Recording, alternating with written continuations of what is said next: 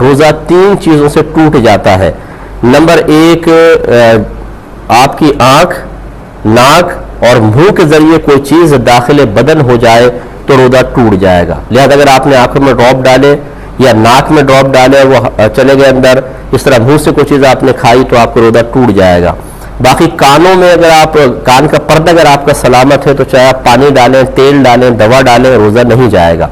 अगरचे हमारी कदीम जो फ़िक़्ह की किताबें हैं उनमें यही लिखा है कि कान में दवा डालेंगे रोज़ा टूट जाएगा, आँख में दवा डालेंगे रोज़ा नहीं टूटेगा।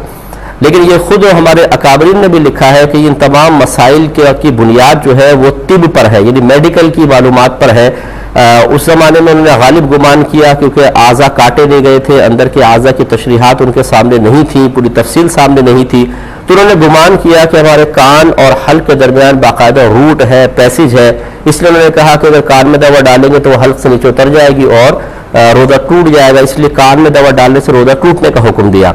और उन्होंने गुमान किया कि आंख में और हल्क में रूट नहीं है, लिहाजा उन्होंने कहा कि आंख में दवा डालेंगे रोज़ा नहीं टूटेगा। और ये ड्रॉप्स वगैरह उस ज़माने में ईजाद भी नहीं हुए थे कि डाल के हल्क में कड़वा जायका महसूस हो जाता तो कहते कि भी हाँ ये पहुँच गया है। अगरचे सुरमा इस्तेमाल किया जा रहा था, लेकिन नबी करीम सल्लल्लाहु अलैहि वसल्लम ने सुरमे के इस्तेमाल की इजाज़त खुद मरहमत फरमा दी, तो इसका इस्तिस्ना था। तो अब ये मतलब बहुत सारे फुकाहा ऐसे हैं इस दौर के जो मतलब अगर हम ये कहते हैं कि कान में दवा डालने से रोज़ा नहीं टूटता, कहते हैं कि हमारे बुजुर्गों ने लिखा है, ये नए नए आ गए हैं अपने मसले लेकर। अरे भाई ज़रा थोड़ा सा समझदारी के साथ फैसला कीजिए।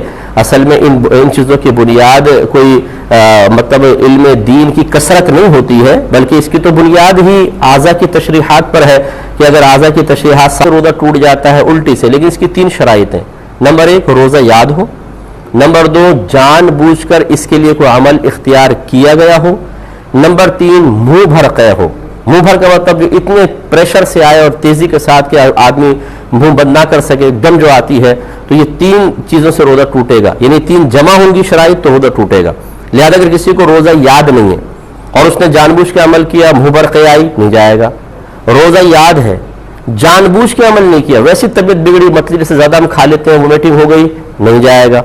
रोजा याद है, जानबूझ के अमल किया लेकिन बहुत थोड़ी सी आई, मुंह भर कह नहीं आई, नहीं जाएगा। तीनों जमा होंगी तो जाएगा।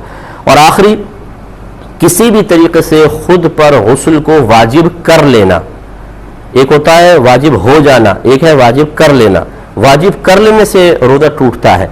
लिहाजा किसी ने वैसे ही गैर फितरी तरीके से रोजा अपना गुस्ल वाजिब कर लिया या बाकायदा ज़ौजैन ने जिस्मानी ताल्लुक़ कायम कर लिया तो इससे रोजा टूट जाएगा। लेकिन अगर गुस्ल खुद वाजिब हो गया, तोड़ा नहीं, तो इससे कोई फर्क नहीं पड़ता है। मिसाल के तौर पर जैसे दोपहर में कोई नौजवान सो रहा हो और एहतिलाम हो जाए तो गुस्ल तो वाजिब हो गया, लेकिन चूंकि यह गुस्ल वाजिब करना नहीं पाया गया, ये हो गया है, अपनी कुदरत इख्तियार से नहीं हुआ है, तो लिहाजा इससे रोज़ा नहीं जाएगा। वो गुस्ल करे और अपना रोज़ा कंटिन्यू रखे।